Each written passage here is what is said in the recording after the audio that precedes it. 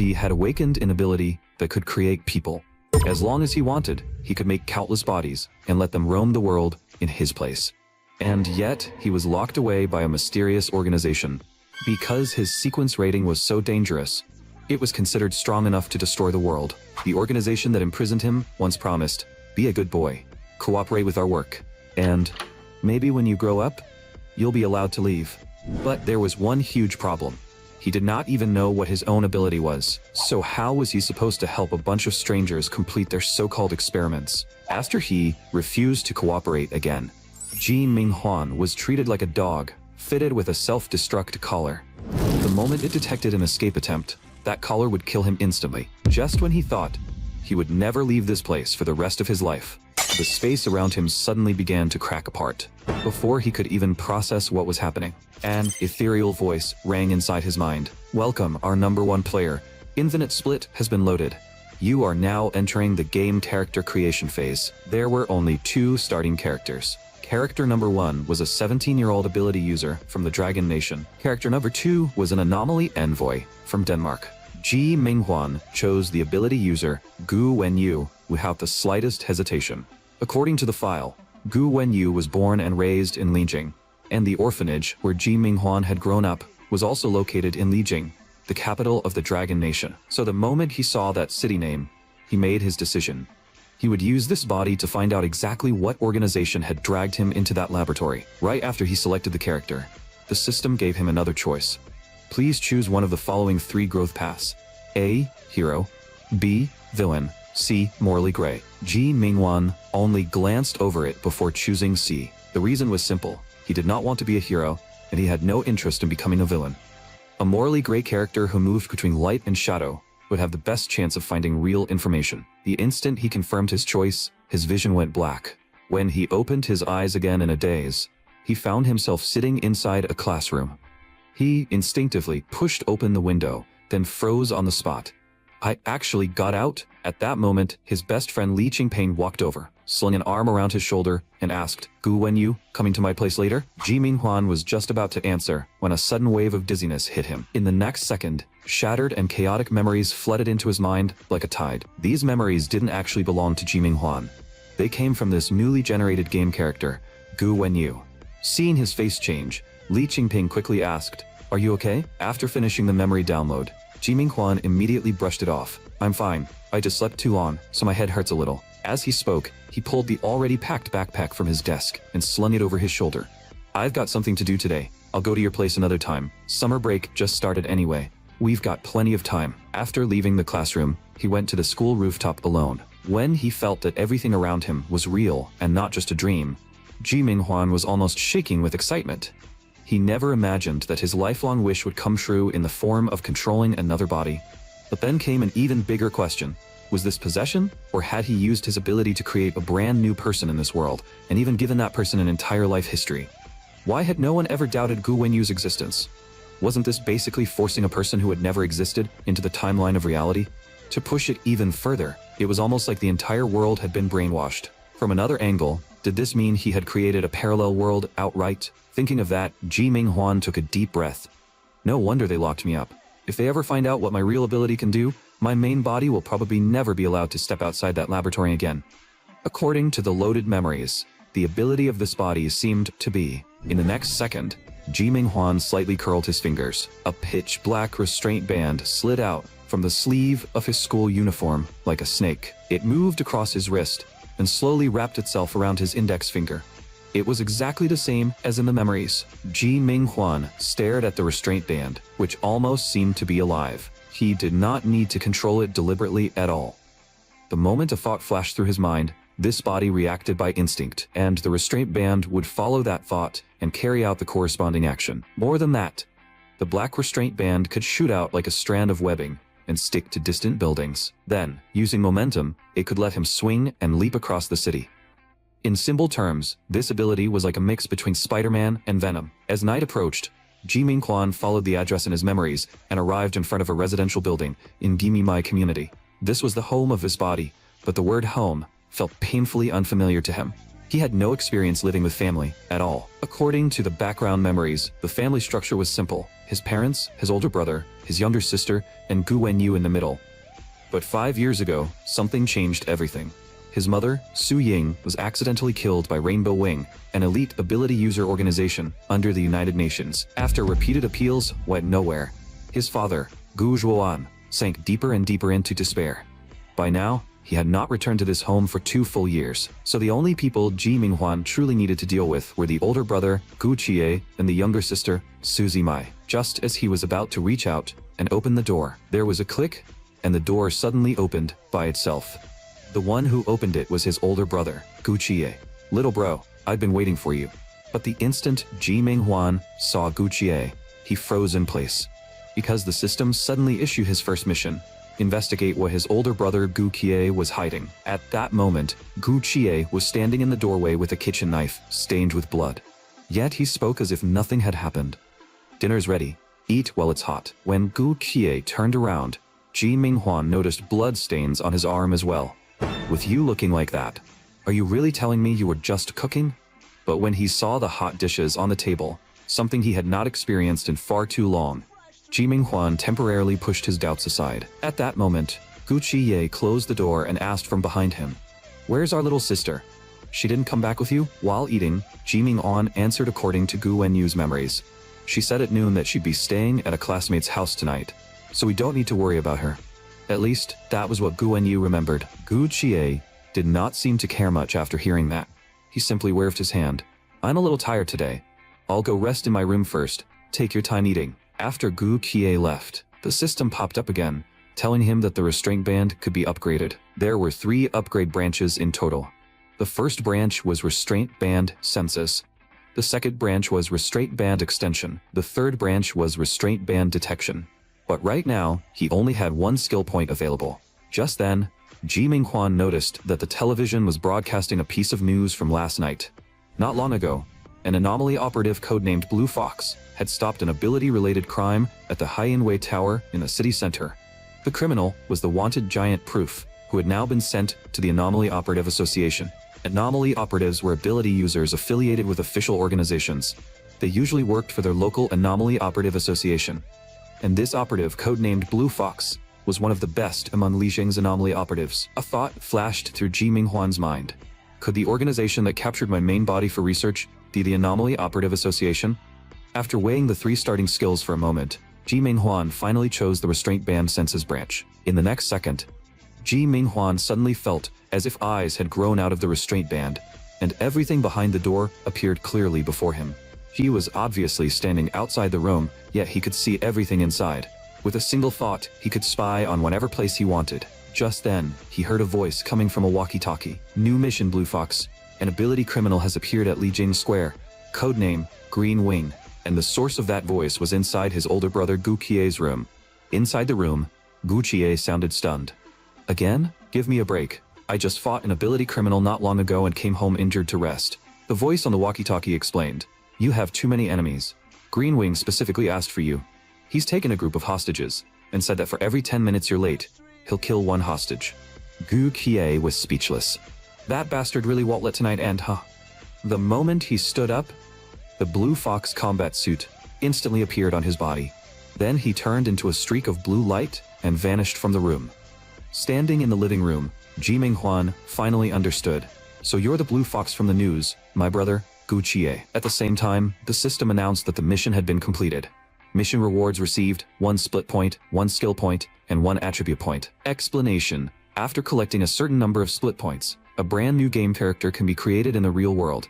Skill points can be used to develop a character's skill tree, while attribute points can be used to improve one stat on the character panel. Ji Minghuan was genuinely surprised, so the rewarded split points could be used to create new characters. In other words, would he eventually be able to control multiple game characters at the same time? Just then, the system issued a new mission.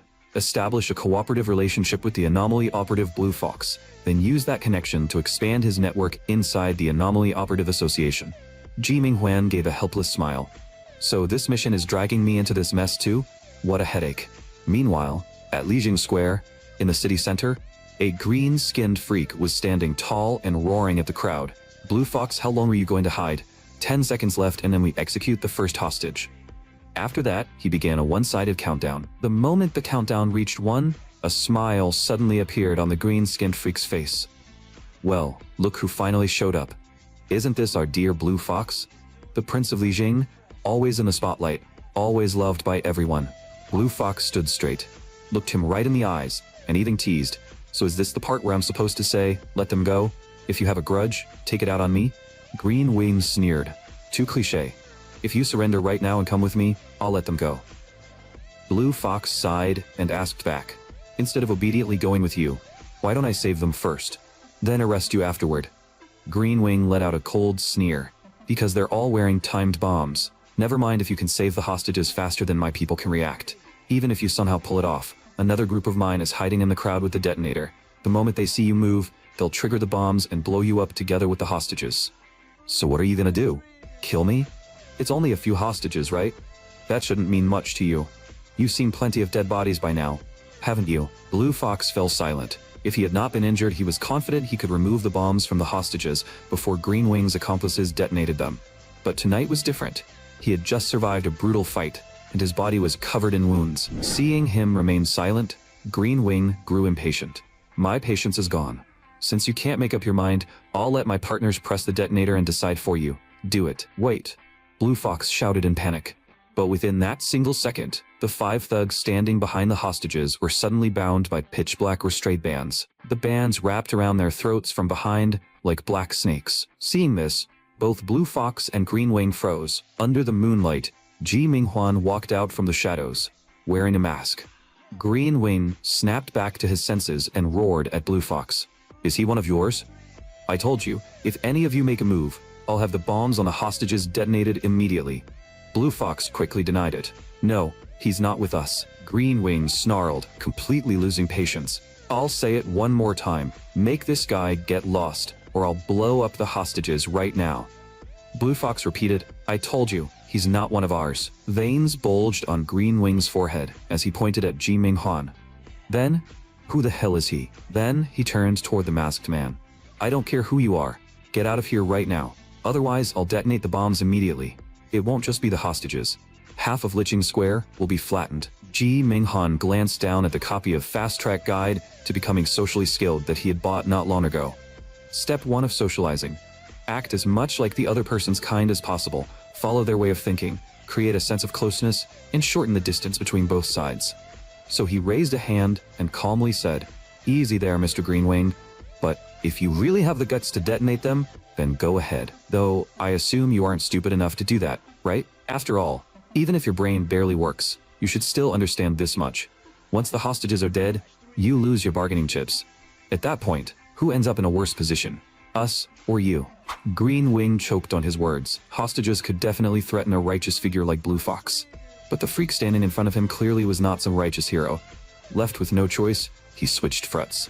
I'm warning you, let go of my men, or I'll butcher you. Ji Minghuan paused, then looked down at the guide again. Step 2 of socializing. Satisfy the other person's needs as much as possible and make them happy. Okay, as you wish. The moment he finished speaking, the restraint bands wrapped around the 5 thugs suddenly tightened. In the next instant, all 5 thugs completely lost the ability to resist. Green Wing stared in disbelief, his face turning terrifyingly dark. Ji Minghuan said coldly, Didn't I let them go? Just like you asked? Mr. Green Wing, why do you look so unhappy? After saying that, Ji Minghuan used the restraint bands to untie the ropes binding the hostages' hands. Then he wrapped up the guns from the thugs' hands and offered them to the hostages. They were pressing these guns against the backs of your heads just now. Don't you feel angry at all? Now it's your turn. In the next second, one of the hostages finally snapped back to reality and screamed. It was a girl in a school uniform. Blue Fox frowned, but he still did not act recklessly. Just then, a cold, icy system warning suddenly rang beside Ji Minghuan's ear. Warning. Roll anchor deviation has exceeded 30%. When deviation exceeds 70%, the character has a chance of entering a berserk state. Scenario hint. The role you are currently playing is positioned as a morally gray character. Your methods should be more moderate. Otherwise, you will be unable to gain the trust of righteous figures. Ji Minghuan sighed softly. I didn't expect socializing with people to be this hard. So what am I supposed to do now? Put these criminals' heads back where they were. As he spoke, he used the restraint bands to rearrange the severed body parts back onto the thugs one by one, forcing them to look complete again. That's right. This should be fine. Good as new. The entire square fell into dead silence. The way people looked at Ji Minghwan became even more terrified. But then, the system warning sounded again. Current roll anchor deviation has exceeded 40%. So Ji Minghwan had no choice but to crouch in front of the girl who had screamed earlier and patiently explain, "Kid, what you just saw was all holographic special effects. Their heads are still perfectly attached to their necks. Don't believe me? Look." As he spoke, he used the restraint band to drag one of the thugs over. But the restraint band loosened slightly, and a head dropped from midair. In the next second, another scream, suppressed to the breaking point, erupted from among the hostages. For a moment, they could no longer tell whether they had been rescued or had simply fallen into the hands of someone even more twisted. Ji Minghwan rubbed his forehead, realizing that he had messed things up again. He raised a hand and tried to explain. Pure accident. But before he could say anything else, Blue Fox appeared behind him, grabbed his wrist, and demanded in a low voice, "Who exactly are you?" Ji Minghwan answered casually, "I'm just a morally gray character. I don't want to be righteous, and I can't really be called a villain either. Strictly speaking, I don't like being defined by anyone. But either way, trust me, Blue Fox, we're going to become very good friends someday." Blue Fox said in a low voice, "You killed those thugs." Ji Minghwan asked back, "Would you be happier if the hostages were the ones who died? Murder is murder. You must face legal punishment." How boring. I'm sure that isn't what you truly think. You always said it because the cameras are watching. Let's talk alone, Blue Fox. I want to hear what you really think. As soon as he finished speaking, Ji Minghwan tightened his fingers slightly and launched a strike at Blue Fox. Blue Fox raised his hand and caught it with ease. But in that instant, Ji Minghwan had already used the momentum to reach the edge of a high-rise. "Well then, Mr. Blue Fox, whether you want to come meet me is up to you." After saying that, he leaned backward. In the blink of an eye, he vanished into the shattered neon glow. Greenwing, who had been ignored for quite a while, finally saw the masked freak leave and started shouting again. "I've had enough of you people. Are all of you treating me like I don't exist?" Blue Fox turned his head without the slightest concern. "I suggest you surrender. The 5 accomplices you hid on the rooftop have already been subdued by my teammates. The detonators in their hands are useless now. This whole area is surrounded by the Anomaly Operative Association. You're not getting away." Green Wing instinctively backed up a few steps, moving closer to where the hostages had been. "But the hostages are still with me," Blue Fox said calmly. "Hostages? Look again." Hearing that, Green Wing jolted and turned his head sharply, only to discover that the 5 hostages had already vanished without a trace. Green Wing was just about to say something, but Blue Fox had already transformed into a streak of deep blue lightning and disappeared into the distance. 1 minute later, on a quiet side path near Lijing Square, Ji Minghwan flipped through the newspaper in his hand and said without looking up, "I knew you'd follow me, Mr. Blue Fox." Blue Fox asked coldly, "What exactly are you?" Ji Minghwan answered casually, "For now, I don't have a code name or a name, but I believe I'll have one soon enough. That's the charm of being a public figure.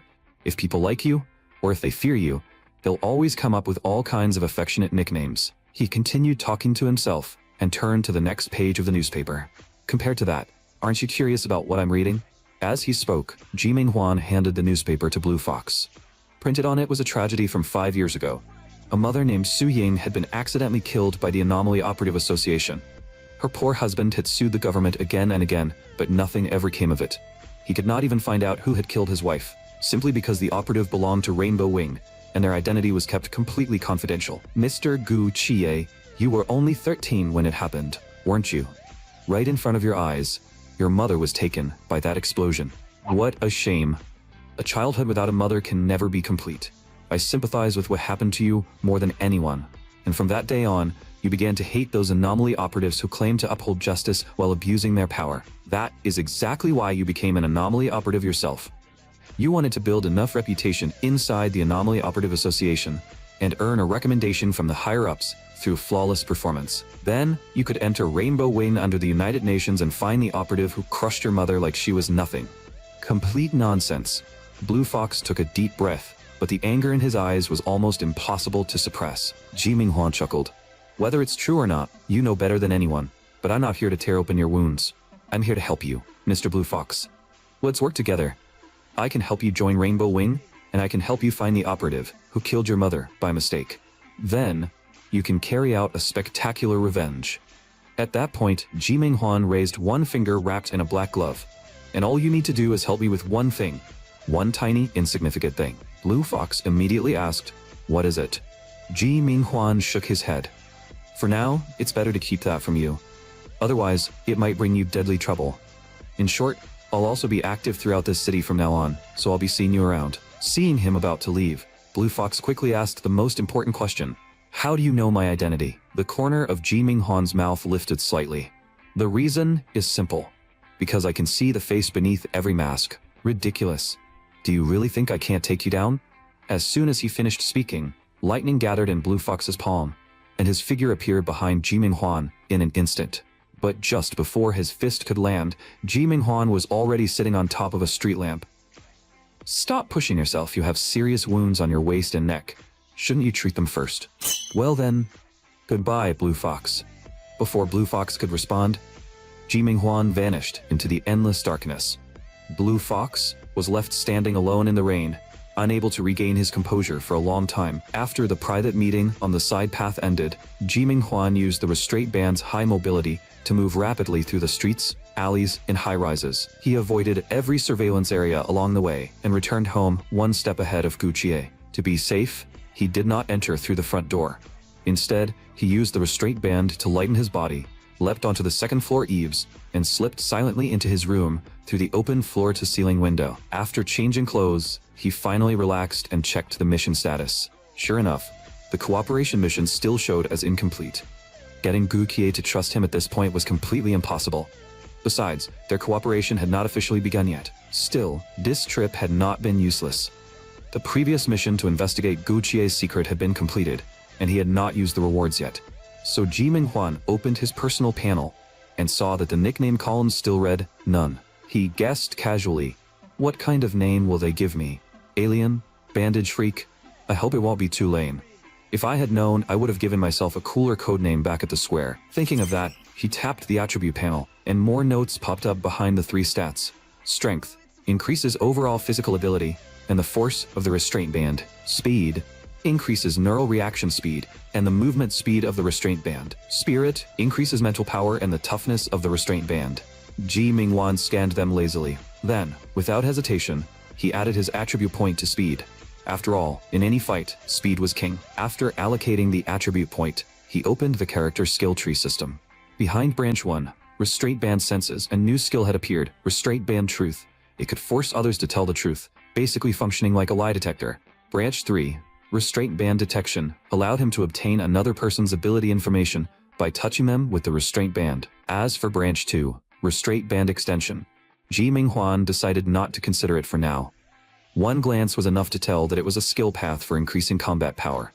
And right now, he did not lack combat power. What he lacked was survival ability and ways to track clues.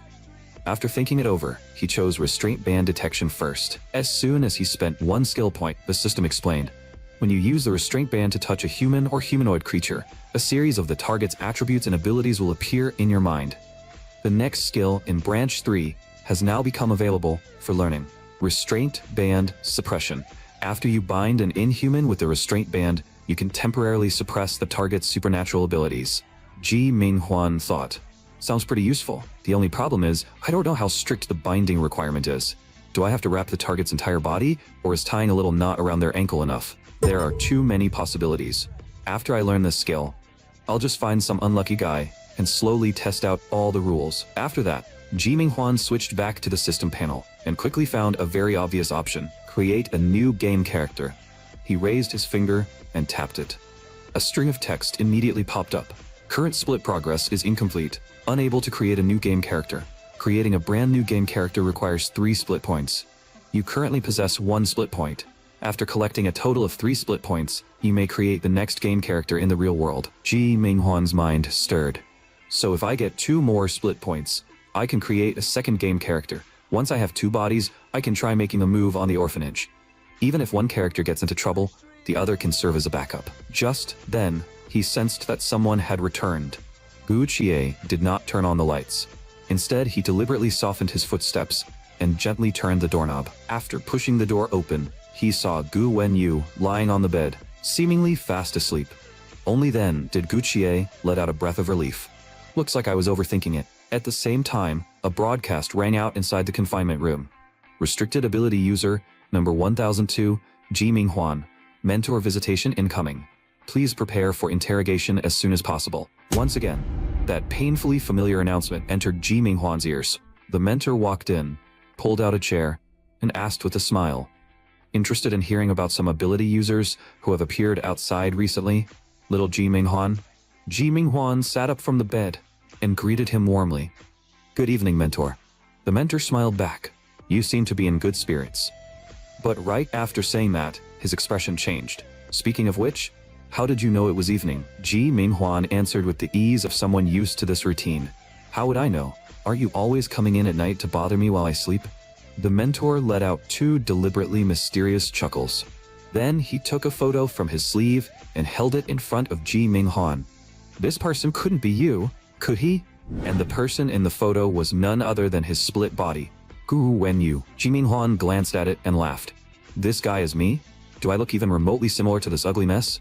By the way, mentor, what's this ability user called?" The mentor answered unhurriedly.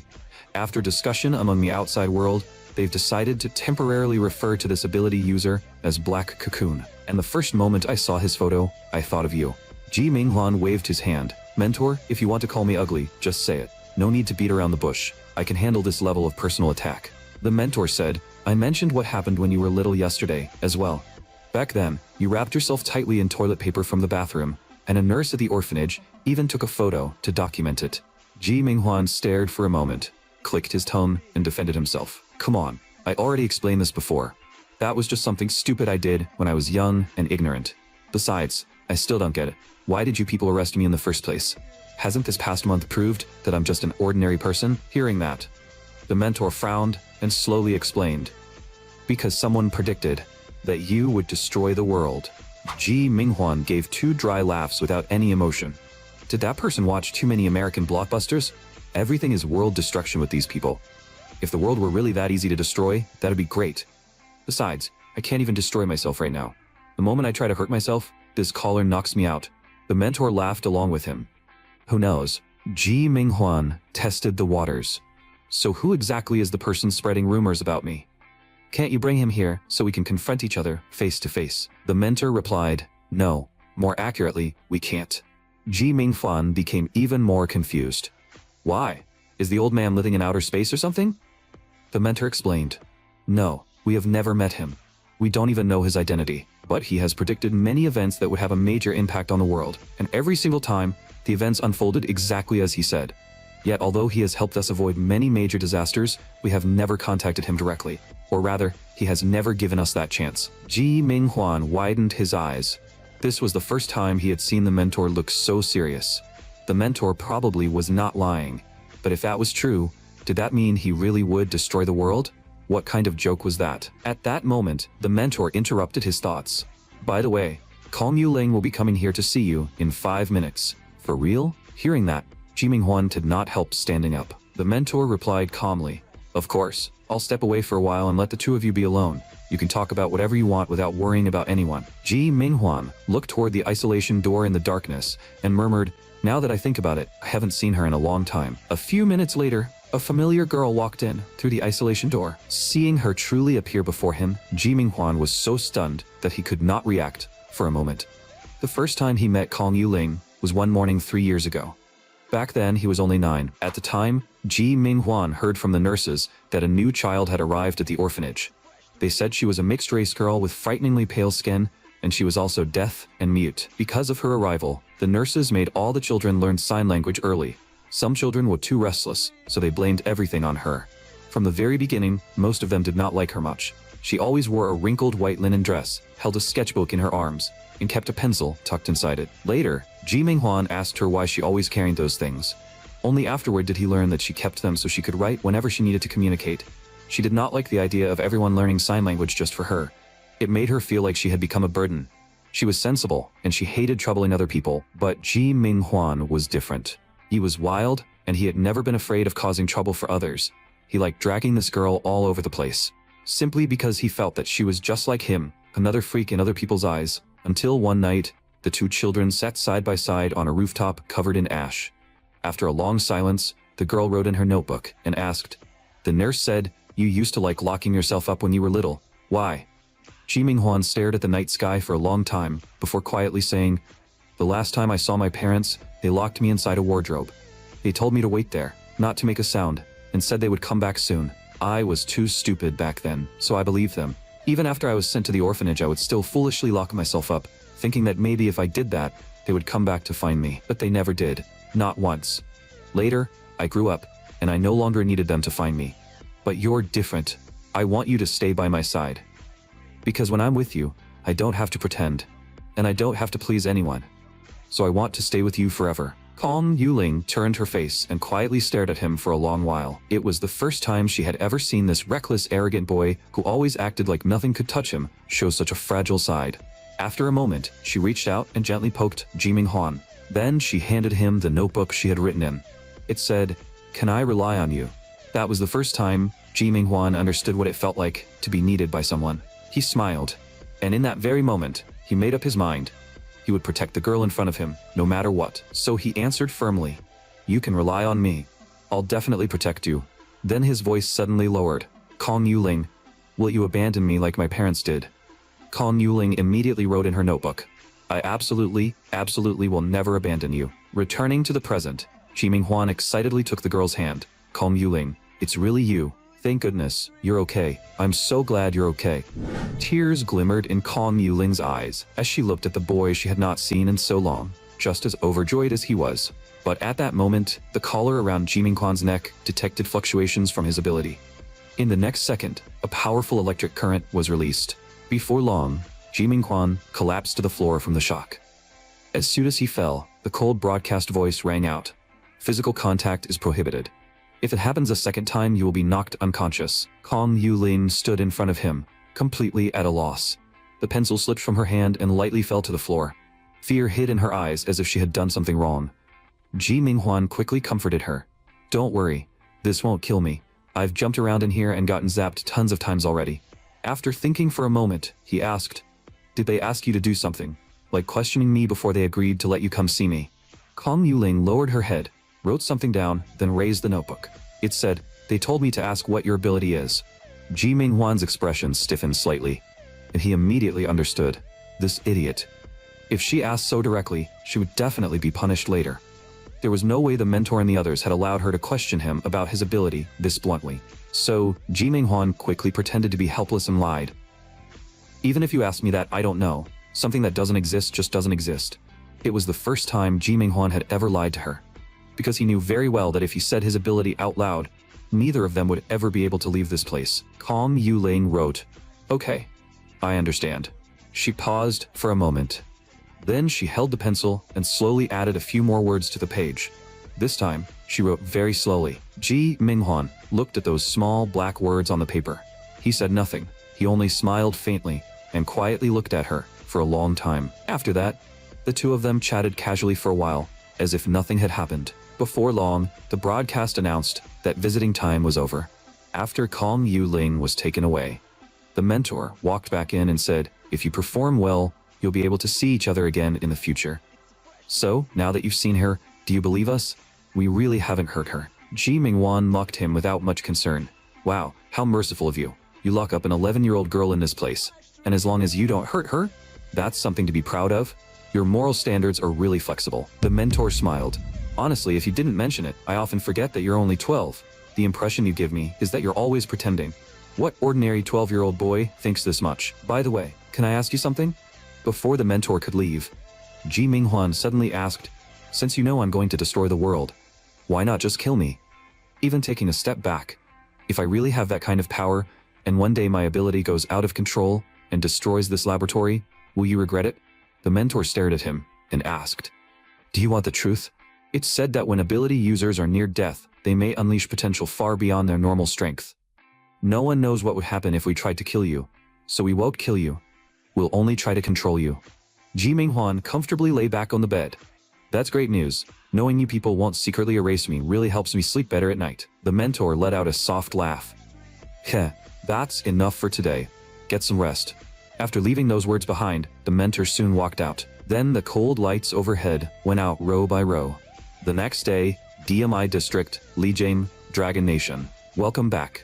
Consciousness has loaded into game character number 1, Gu Wenyu. Due to increased public recognition, this game character's codename has been updated. Your current codename is Black Cocoon. Listening to the cold system prompt, the boy in a hoodie slowly stood up and looked out the window. It hasn't even been half a day, and they've already given me a codename. Interesting. But one step at a time. The first goal is to find the exact location of that laboratory. After that, I'll try to get my main body and Kong Yuling out without drawing any attention. And if that really doesn't work, as Kong Yuling's face flashed through his mind. A dangerous glint of violence passed through his eyes. Then I'll kill them all. Just then, the sound of the bedroom doorknob turning came from outside. Ji Minghuan's eyes widened. Someone was back. A young girl walked in, holding a tennis racket and looking absolutely furious. But when she saw that her older brother was still sleeping, Ji Minghuan broke out in a cold sweat. Good thing I reacted fast. She probably didn't notice anything, right? But in the next second, Suzy Mai swung the tennis racket straight at him. The system mission updated at the same time. Investigate what your younger sister Suzumai is hiding. Seeing this, Ji Minghuan could no longer stay calm. He quickly sat up and shouted, "Wait, what are you doing?" Suzumai snapped, "Oh, so you do know how to wake up. You're seriously lazy. Getting up at 3 in the afternoon? Are you a pig?" In the memories, Suzumai was 16 and in her first year of high school. Gu Wenyu was 17 and in his second year, about to become a senior after school started again. Their older brother, Gu Chie, was 19 and a college freshman. But among the three of them, Gu Wenyu, the body Ji Minghuan was controlling, actually looked the youngest. Maybe it was because of his drooping eyes and that sickly look he usually had. As for why his younger sister's surname was Su instead of Gu, it was because Suzumai's parents had made a rule. Sons would take the father's surname and daughters would take the mother's surname. Forget it, I'm not dealing with you. After complaining, Suzumai turned and left. Ji Minghuan was completely confused. What was that about? A while later, after washing up, he went downstairs. As soon as he arrived downstairs, a news report on the television caught his attention. The female anchor said, "This is Lijiang Daily News. At 10:20 last night, an unknown ability user intervened in the Green Wing organization's hostage-taking incident. This ability user used black band-like objects to kill 5 thugs and successfully rescue 5 hostages. No civilian casualties occurred during the incident. This ability user was wrapped in black restraints and hung upside down beneath a billboard, resembling an insect cocoon. The Anomaly Operative Association has sealed off the scene and is currently analyzing residual materials collected from the area. Next, the Vice President of the Lijiang branch of the Anomaly Operative Association will explain the relevant details." Then a man in sunglasses and a suit appeared on screen. After an emergency meeting by the Anomaly Operative Association expert panel, and based on this ability user's power characteristics and appearance, we have officially designated the ability user as Black Cocoon. For the time being, Black Cocoon will be listed as a B-rank observation target. Ji Minghuan mocked inwardly. B-rank? So ability users have rankings too? Hearing this, Ji Minghuan pulled his attention away from the television and thought, while Guchie isn't home yet, I should use restraint band detection to see what kind of ability Suzumai has. Maybe I can complete this main mission right away. So he quietly released the pitch black restraint band. The band moved like a tiny wormsake, quickly slipping behind Suzumai. Then it slowly touched her shoulder. On the sofa, Suzumai, who had been looking down at her phone, suddenly raised her head. In that instant, she felt as if a venomous snake lying in wait had suddenly wrapped itself around her neck. Seeing such a strong reaction from her, Ji Minghuan was startled as well, as Suzumai turned around and kept staring at him. Ji Minghuan calmly raised the cola in his hand. "Want something to drink?" Suzumai took the cola, but she was still muttering inwardly. What was that sudden sense of danger just now? Meanwhile, Ji Minghuan drank his cola expressionlessly, then opened the mission panel. The main mission to investigate what his younger sister was hiding still had not been completed. He thought, is it because I haven't personally seen her use supernatural power? Or is it because I still don't know her exact identity within the Demon Hunter system? What he did know was this: Suzumai was a supernatural race known as a Demon Hunter. Her rank was first-tier Demon Hunter. Demon Hunters were divided into 3 tiers in total. Her heavenly drive was called Magician's Hand, with a rarity of level 1 among heavenly drives.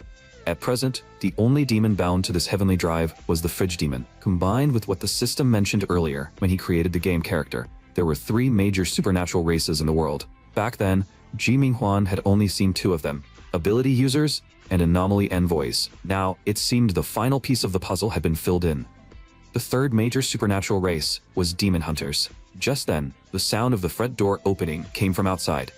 Both of them turned their heads over the back of the sofa and saw Gu Chie walking in from the entryway. He was carrying several heavy shopping bags.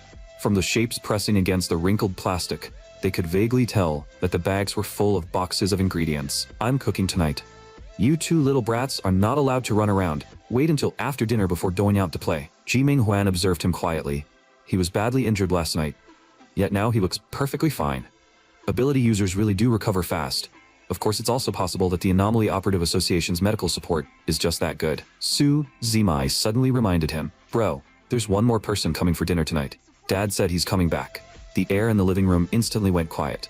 Guchie's expression froze, and he stood there stunned for several seconds. After coming back to his senses, Guchie said in a low voice, "If he wants to come, let him come." Seeing this, Su Zimai moved closer to Ji Minghuan and whispered, "Big bro and dad won't start fighting again tonight, right? Even if they hadn't seen each other in 2 years. Ji Minghuan answered casually, "Who knows?" Because at that moment, all of his attention had already been drawn to the official website of the Anomaly Operative Association on his phone. He skimmed over the page layout, then tapped the top of the website. In the next second, a United Nations ability user sequence ranking chart popped up before his eyes. The chart ranked ability users from low to high, based on their danger level. T5 sequence, harmless class. Ability users of this level have harmless powers. Their personal freedom is not restricted by officials, and they can work normal jobs just like ordinary people. T4 sequence, candidate class. Stronger than harmless class, but overall fairly mediocre. T3 sequence, elite class. Outstanding ability users. T2 sequence, dragon class. This level forms the backbone of the Anomaly Operative Association. T1 sequence, disaster class. This is the standard threshold for official Rainbow Wing members. Only ability users who reach disaster class in the association's ability assessment are qualified to enter Rainbow Wing's candidate list. T0 sequence, restricted class. According to the Anomaly Operative Association's records, only 1 restricted class ability user has ever appeared in history. That restricted class ability user has been confirmed dead, and all related information is strictly classified and not publicly disclosed. Ji Minghuan shrugged. Only 1 restricted class ability user has appeared in history, and they're already dead. Don't tell me they're talking about me. Though honestly, the way I live in that laboratory isn't much different from being dead. Then another thought crossed his mind. If the restricted class ability user on the official website really was me, does that mean the people in that laboratory are actually from the Anomaly Operative Association? If that was true, then the day he went to war with the researchers in that laboratory, wouldn't it basically be the same as declaring war on the United Nations? When that happened, Rainbow Wing's 12 disaster class ability users would definitely come to stop him. Maybe he should think of a way to drag this whole family in as fighters. If he made good use of his fake identity as part of his family, guiding them would not be difficult. Besides, because of their mother's death, they already held resentment toward Rainbow Wing. That would make forming a united front much easier. And if he counted the people they could call in for help, that would become a force that could not be underestimated. Just as he thought of this, Gu Kie suddenly asked from behind him, "By the way, Xiao Yu, were you home all night yesterday?" Hearing that, Suzy Mai beside him also added, "Now that you mention it, you've been acting weird today too." Ji Minghuan's heart paused. What's going on? Are they both suspecting me? He answered without hesitation. Where else would I be? I ate takeout last night and went to sleep. Gu Chie continued asking. Then did you hear any strange sounds in the middle of the night? Ji Minghuan answered without thinking. No. Did a thief break into the house or something? Gu Kie shook his head with a smile. No, nothing like that. Forget it. Pretend I didn't ask. Ji Minghuan was just about to breathe a sigh of relief when Su Zimai suddenly walked over beside him. She stared at him intensely and said, "You're talking more than usual. Normally, you barely talk at all and just shut yourself in your room. Who knows what you're doing in there?" Ji Minghuan asked back, "I'll just leave then?"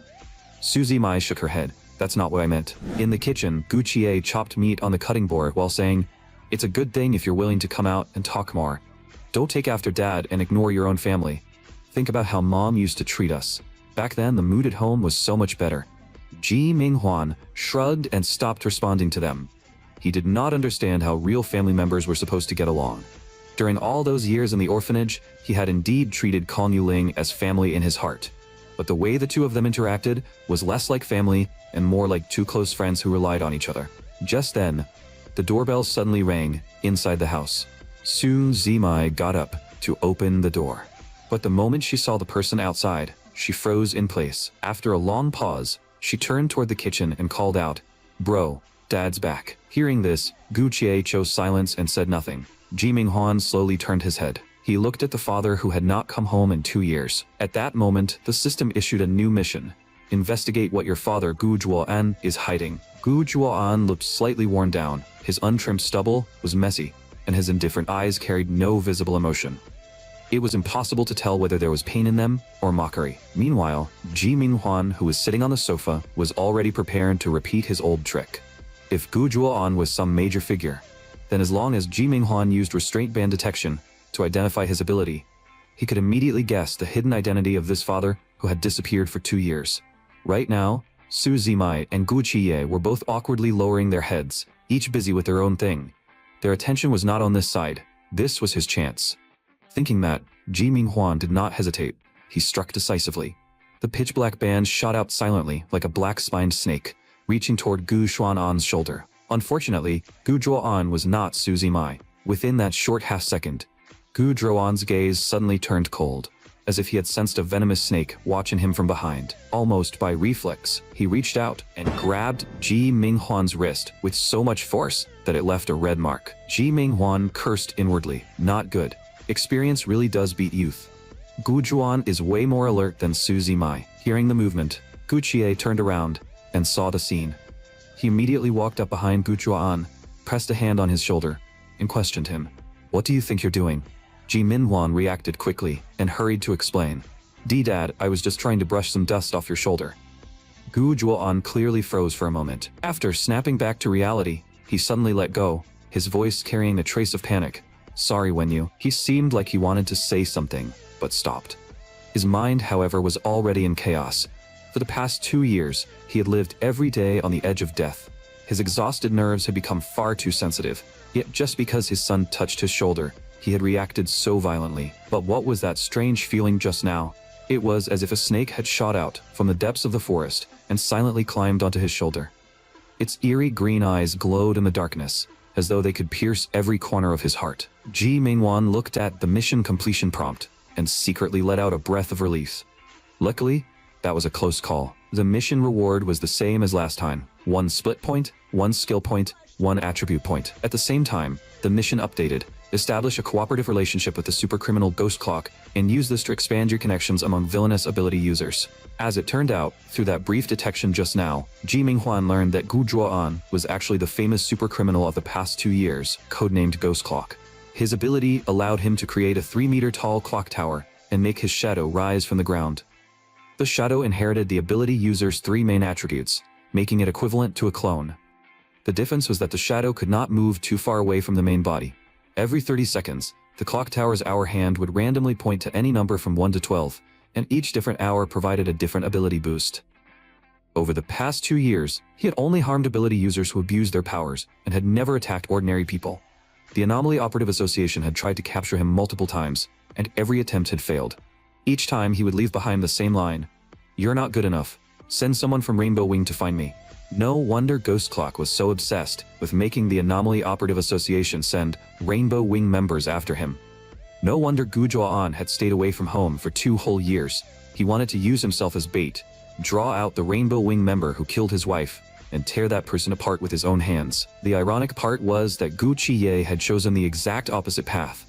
To find the Rainbow Wing member who accidentally killed their mother, Gu Qiye chose to join the Anomaly Operative Association, become a powerful anomaly operative, and earn a recommendation into Rainbow Wing, so he could openly find his enemy. They were father and son, yet for the same goal, they had chosen completely opposite roads, and by the cruel coincidence of fate, they had ended up standing against each other. Wearing masks, they were like beasts trapped in an arena, forced to tear each other apart. Gu Qiye stayed silent for a moment, then stared at Gu Zhuo'an and said in a low voice, "Don't bring those rotten habits of yours back into this house. You disappeared on your own for 2 years, and the moment you come back, you act like this."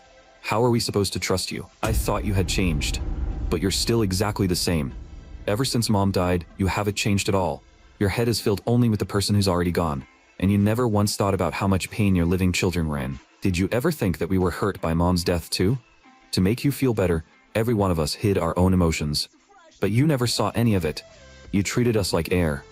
Do you know how many times Mai cried after you left without a word? Do you know how many times she told me she wanted Dad to come back? At this point, Guchie laughed from sheer anger. Back then, I never should have lied to her and said you would come back. Someone like you should just spend the rest of your life hugging a dead person's coffin. After all, living family means nothing to you. Only the dead matter. After a long silence, Gu Juan suddenly spoke. Then, what about you? Have you already forgotten your own mother? Gu Kie froze on the spot. In the next second, veins bulged at his temple, and he almost growled. Shut up, what do you know about how much I've done? Su Zimai could no longer stand the suffocating atmosphere in the house. She finally turned around and walked straight out the door. Before the two of them could keep arguing, Ji Minghuan shouted on the spot, Enough. Our little sister just ran away from home. After saying that, Ji Minghuan used the excuse of looking for her and left as well. Once he got outside, he found a deserted spot, which happened to be perfect for the next step of his plan. A moment later, he finished editing his text, entered the phone number, and hit send. At the same time, Guchie received an anonymous message. Well, do you believe my words now? Have you started to feel even the tiniest bit of suspicion toward your father? Guchie hesitated for a moment. Although he already had an answer in his heart, he still sent a message back to confirm. Who are you? Seeing that, Ji Minghuan changed the anonymous sender name to Black Cocoon. I see. If I use this name to talk to you, you should remember me better. When Guchie saw that name, he fell silent for a moment, before asking, Aren't you worried I'll have someone trace where this message came from? Ji Minghuan mocked inwardly. Is there any need? You'll only end up tracing it back to your own house anyway. Still, Guchie also felt that Black Cocoon had a point. Recently, he had indeed sensed that his father was hiding something. So Ji Minghuan immediately proposed a deeper cooperation, and stated that when the time was right, he would naturally tell him the answer. Seeing that, Guchie asked one final question. Are you my dad? The water Ji Minghuan had just drunk nearly sprayed straight out. He thought, I'm treating you like a good older brother, and you're treating me like your dad? After a long silence, he finally replied, I guess I could be.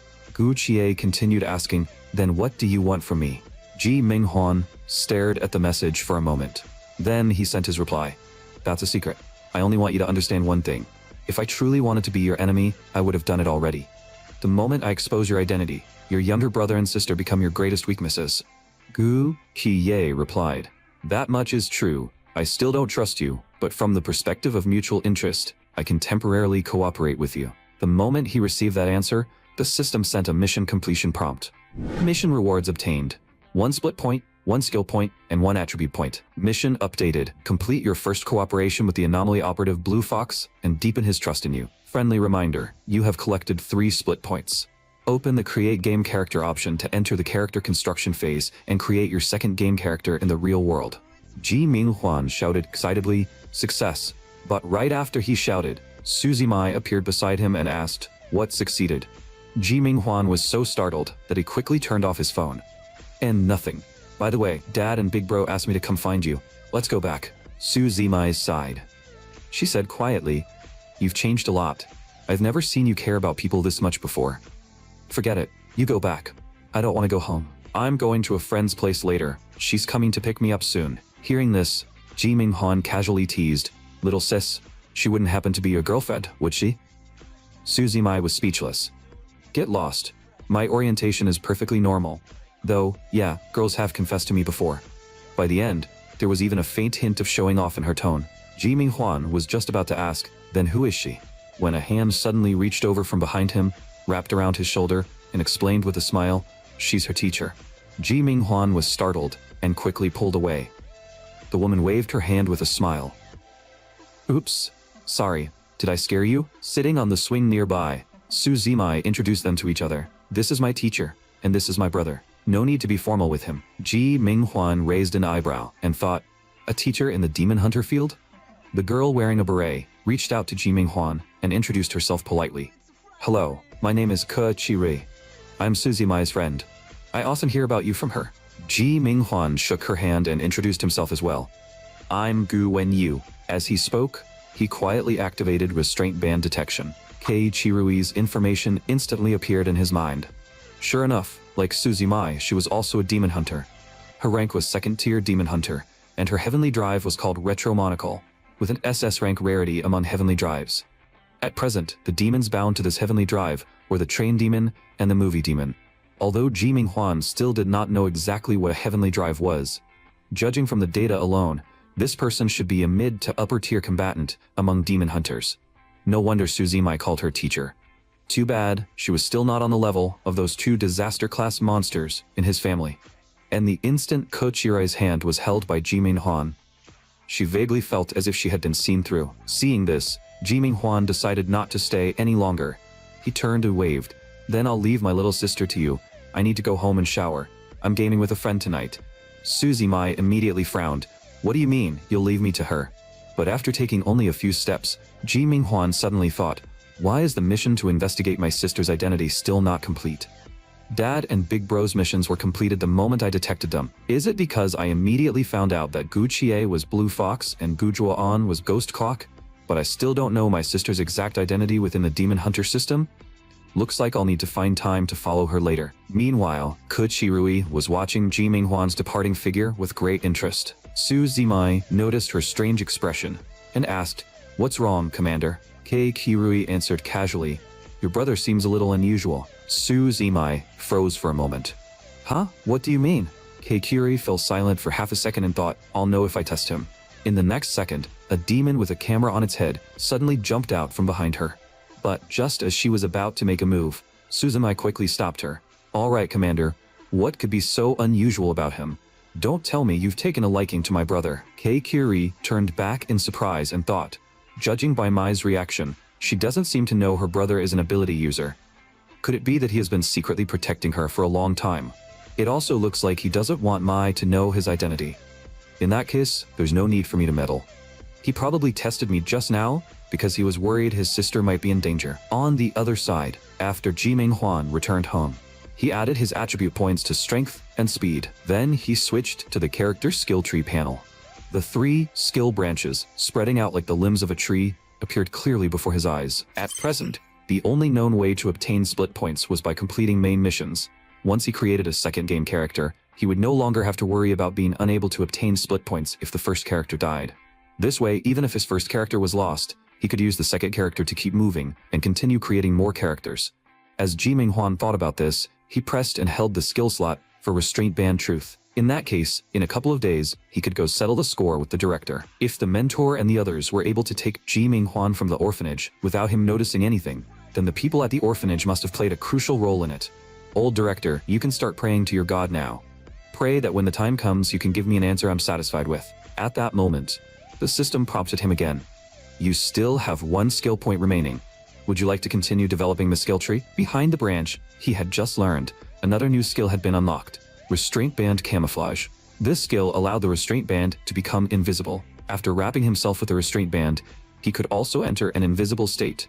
However, if he encountered someone whose overall attributes were higher than his, they would likely sense him once he got close enough. Ji Minghuan looked at the skill description and thought, not bad. This is perfect for tailing people. But have I been investing too much into this branch? It's starting to feel seriously lopsided. Still, for now, this is the only way to develop. The combat branch isn't that useful yet. If I meet someone strong, I can't beat them. If I meet someone weak, I can crush them anyway. After thinking it over for a moment, he still chose to learn it. 1 skill point has been consumed. You have successfully learned the skill under the stealth branch, Restraint Band Camouflage. The next skill under the stealth branch is now available for learning, Restraint Band Trap. Lay down a trap made of restraint bands in a designated area. Once an enemy steps into the trap zone, their legs will immediately be bound and wrapped by restraint bands. The restraint band trap released by this skill will inherit the effects of restraint band senses, restraint band detection, and other related skills. After reading the description, Ji Minghuan was clearly tempted. Unfortunately, he had already used up all his skill points. Seeing that there was nothing else he could do for now, he opened the Character Development System panel. This character's exclusive development system was the Social Superstar System. The core rule of the Social Superstar System was this. Every time he formed a cooperative relationship with other supernatural beings, he could obtain rewards through the exclusive development system. At present, the only supernatural being he informed a cooperative relationship with was the anomaly operative Blue Fox. Seeing this, Ji Minghuan felt that the timing was about right. On the other side, the mentor was probably about to come looking for him. Hopefully, he could get some useful information from the mentor this time. With that in mind, he opened the system panel again, scrolled through it twice, and finally found the full split mode option. Without hesitation, he turned it on. The system prompt followed immediately. Full split mode has been activated. After a 1-hour loading period, your consciousness will take control of the game character's body 24 hours a day without needing to enter a dream state. Current number of loaded game character perspectives, 1. Ji Minghuan was secretly delighted. This way, he would be able to control both his main body and the game character at the same time. He just had to wait an hour to see how it worked. Thinking of this, he closed his eyes once again. The familiar announcement rang out again. Restricted ability user, number 1002, Ji Minghuan. Mentor visitation incoming. Please prepare for interrogation as soon as possible. This time, the mentor came over, sat down in front of him, and said, "We plan to let you meet some of the other children." Ji Minghuan froze. Other children? The mentor took a sip of tea and explained, "The other children being held here. You should become very good friends." Ji Minghuan raised an eyebrow. "Why? What are you planning now? Aren't you worried we'll team up and plan an escape or something?" The mentor smiled. "That isn't something we're too worried about. We understand the situation of every child here very well." He paused, then added, "Except you." Ji Minghuan replied matter-of-factly, "Even I don't understand myself that well, let alone you people. Speaking of which, didn't you promise yesterday that you'd tell me about the other 2 supernatural races?" The mentor gently blew on his tea and said, "Correct. That's exactly why I came today, to introduce those 2 forces to you. Our people have started to suspect that you may not be an ability user, but rather an anomaly envoy, or a demon hunter." Hearing this, a system panel suddenly appeared in front of Ji Minghuan. Key intelligence system unlocked. The more information you learn about the worldview of supernatural races, the higher the chance of generating game characters with stronger initial stats and greater potential. Current worldview development progress. Ability user branch 40%, demon hunter branch 5%, anomaly envoy branch 1%. Note: development progress will increase based on the importance of the intelligence obtained. Ji Minghuan calmly swept his gaze across the panel and thought, "Looks like I was right not to create a new character immediately. Otherwise I would have missed way too much. After I squeeze all the information I can out of the mentor, then build the next game character. Maybe I'll actually roll 1 or 2 especially rare character files." After that, he carefully observed the mentor's reaction. The mentor didn't seem to notice anything unusual and asked, "Which one do you want to hear about first?" But just as Ji Minghuan was about to speak, a sudden, stabbing pain shot through his head. What's going on? It felt like a nail had been driven into his skull, forcibly punching a hole through it and making even his brain tremble. At that moment, the low and hoarse system prompt rang beside his ear again. "You have now entered full split mode. You will simultaneously possess the perspectives of your main body and all game characters. If you are unable to adapt to full split mode, you may enter the game character system panel and turn off the option." After the headache passed, Ji Minghuan glanced at the collar around his neck and quietly let out a breath of relief. This thing didn't react. Looks like it didn't detect that I was using my ability. Sure enough, my ability can't be discovered by the collar. Seeing that he looked uncomfortable, the mentor asked in surprise, "What's wrong?" Ji Minghuan casually explained, "Maybe it's because I'm locked in here with nothing to do except sleep. I've been sleeping too much, so I'm a little dizzy. Tell me about anomaly envoys first. They sound more interesting." The mentor tightened his grip around the teacup and slowly said, "A long, long time ago, there was a whale in this world, and inside the whale's stomach was a hidden soul." Ji Minghuan immediately interrupted him. "Can you change the tone? Speak normally. What am I, a 3-year-old baby waiting for a bedtime story?" The mentor smiled completely unbothered. "If you don't like it, I'll use a different style." He reorganized his words, then said, "Anomaly envoys usually do not appear in ordinary cities or markets. Their hiding place exists inside the belly of a whale named Chikanao. Within that whale's stomach lies a vast world, and we generally refer to that world inside the whale as the whale's miniature realm. Judging only by the whale's outer size, you would never be able to guess how vast the world inside it truly is. Within the whale's miniature realm, there are massive structures, ocean cities, and royal palaces. The royal family of the anomaly envoys resides within those palaces." Ji Minghuan interrupted again. "I don't care whether they live inside a whale's stomach or a shark's stomach. Can you get to the point first?" What exactly are anomaly envoys, and what special abilities do they have? The mentor raised a hand and adjusted his glasses. Every anomaly envoy awakens at a certain age and obtains their own anomaly codex. The anomaly codex can help them locate nearby anomaly secret realms. Inside those secret realms are anomaly fragments. If they can conquer an anomaly with their own strength, they will obtain the corresponding anomaly fragment. Then, through the codex, they can activate the anomaly power remaining inside that fragment. This is the combat method of anomaly envoys, Ji Minghuan casually asked. And then, what exactly do those anomaly fragments they pick up like trash actually do? The mentor explained. Anomaly fragments are usually stored inside an anomaly envoy's codex. Based on their strength, they are generally divided into 4 levels: mythic anomalies, generational anomalies, popular anomalies, and common anomalies. The most powerful among them are mythic anomalies. As the name suggests, mythic anomalies are closely tied to myths from all over the world. Throughout history, very few mythic anomaly fragments have appeared. According to records, the known mythic fragments include Zeus, king of the gods, Yamata no Orochi, Ra the sun god, and Hades, god of the underworld. Ji Minghuan asked, then what about the level just below that? Generational anomalies. The mentor answered, you've probably heard of most generational anomalies. Santa Claus, the Titanic, and the Night Parade of 100 Demons all fall under the generational level. At present, the strongest figures among the anomaly envoys possess generational anomaly fragments. Each of them holds the power to awaken history. It is no exaggeration to say that if an anomaly envoy possesses a mythic anomaly fragment, that person has effectively obtained a portion of ancient mythological power. Destroying an entire nation would only be a matter of time. After hearing this, Ji Minghuan could not help asking, the way you describe it, aren't anomaly envoys even more dangerous than me? The mentor replied calmly, first of all, throughout history, very few anomaly envoys have ever conquered a mythic anomaly. Second, the power to destroy a country and the power to destroy the entire world are fundamentally different. Ji Minghuan rolled his eyes. So I'm just a walking curse, huh? The mentor frowned. I hope you understand that we are here to help you. Hearing that, Ji Minghuan decided to test him. Then who exactly is this we you keep talking about? Even now, I still don't know where you people come from. The mentor answered, that has to remain confidential for now. Ji Minghuan continued probing. You're not from the Anomaly Operative Association? The mentor said calmly, our work is far more dangerous and far more noble than the work of the Anomaly Operative Association. Likewise, we do not belong to the Anomaly Envoys or the Demon Hunters either. Seeing this, Ji Minghuan did not respond. He simply lowered his head in thought.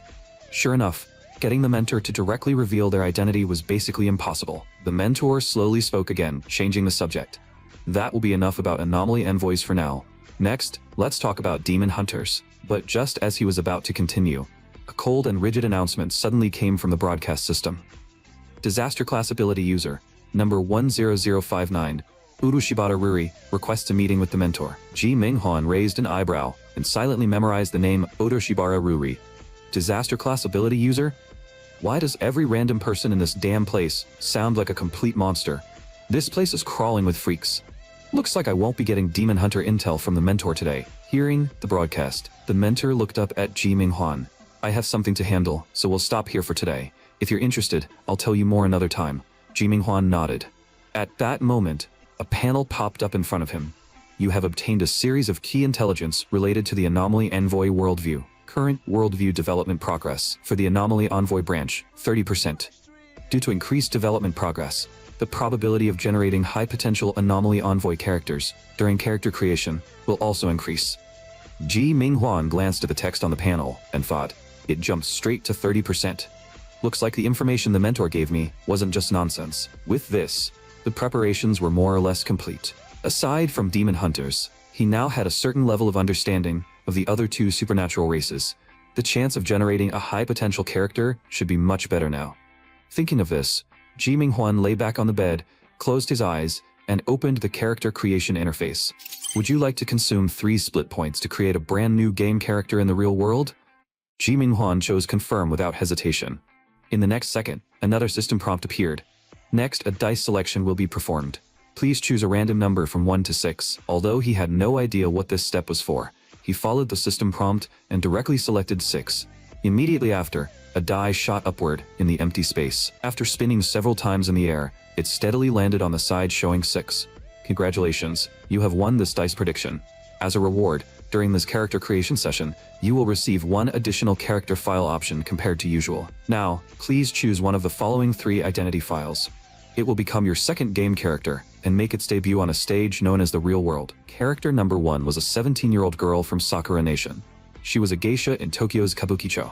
When she was 12, her father offended the underworld and was murdered.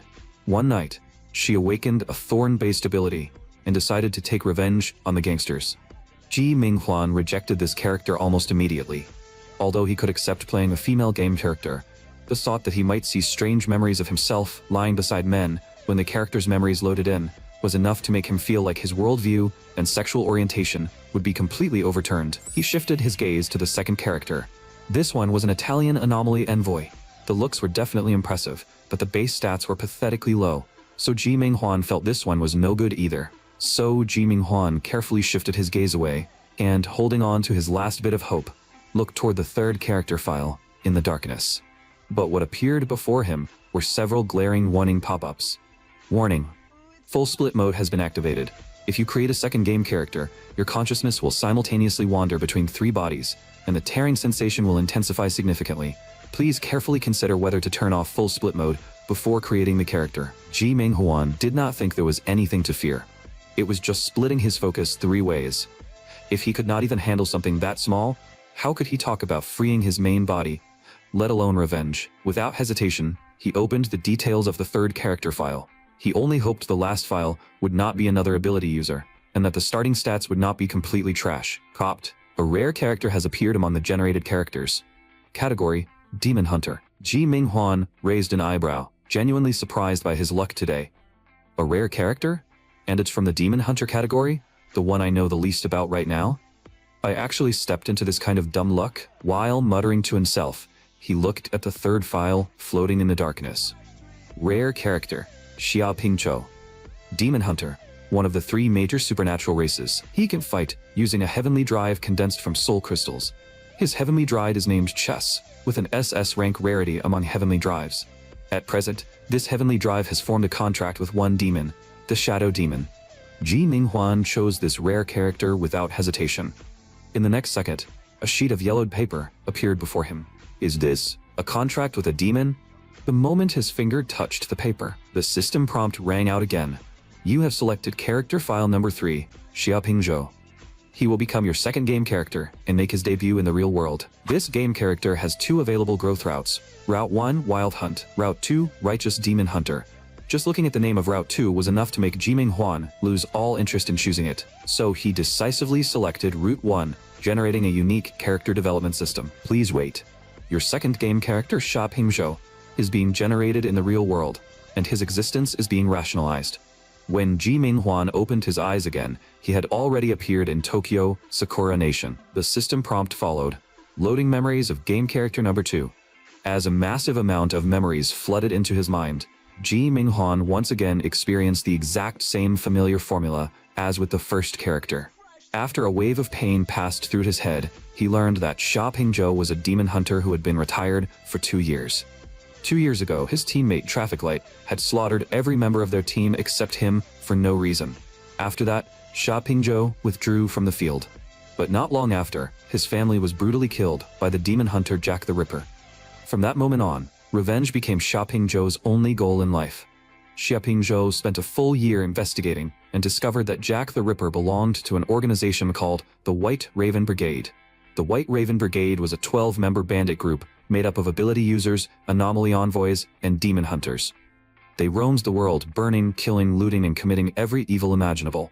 To join the brigade and uncover his enemy's true identity, Xia Pingqiu contacted the brigade leader through the dark web and arranged to meet soon.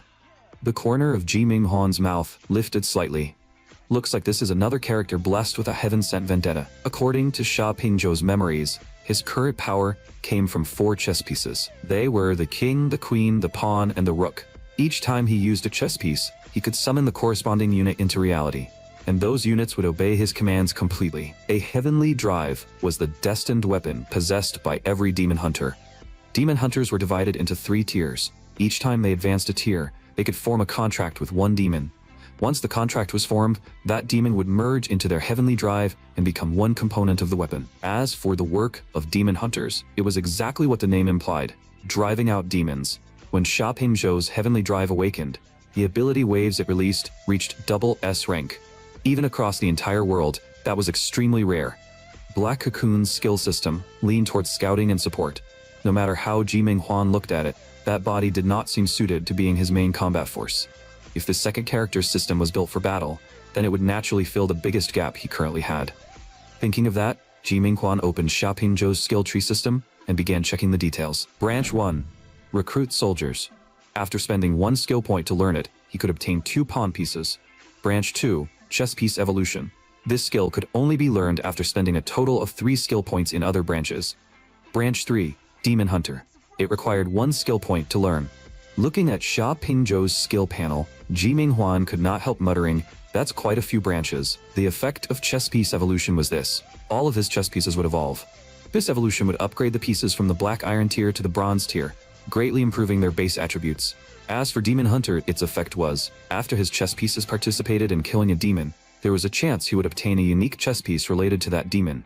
This chess piece could only be materialized once, and once destroyed, it would not revive like ordinary chess pieces. Having been skilled at all kinds of RPGs in his early years, Ji Minghuan immediately understood this character's role. So this is a summoner build. Just then, his phone suddenly received an anonymous text message. Since he had already loaded Sha Pingzhou's character memories, Ji Minghuan could naturally understand its contents. Underground bar in the alley of Muchome, Tokyo. We'll be waiting for you in the 3rd private room. Without a doubt, this message came from the White Raven Brigade. Today was the day Sha Pingzhou was supposed to meet them for the first time. Ji Minghuan raised an eyebrow, opened the map on his phone, and followed the directions all the way to the destination. He descended the stairs and entered the underground bar. For some reason, even though it was clearly morning, the place was already packed with people drinking and chatting like it was late at night. Of course, it was also possible that this crowd had simply been drinking since last night until dawn.